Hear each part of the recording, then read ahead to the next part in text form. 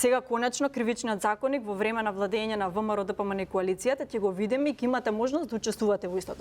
Сега навистина мене непријатно кога на една национална телевизија во собранието ги лажете граѓаните. ВМРО ДПМН не правело кворум, вие сте таа која што правеше кворум и која што седеше во собранието додека се гласа измените на кривичниот законник. И не сакам многу да зборувам без дела, бидејќи за тоа има снимки во собрание, може да се докаже истото и еве го чисто за јавност и мислењето добиено од Димитар Ковачевски. Можеме да ви го дадам да си го проверите доколку не се сеќавате за истото.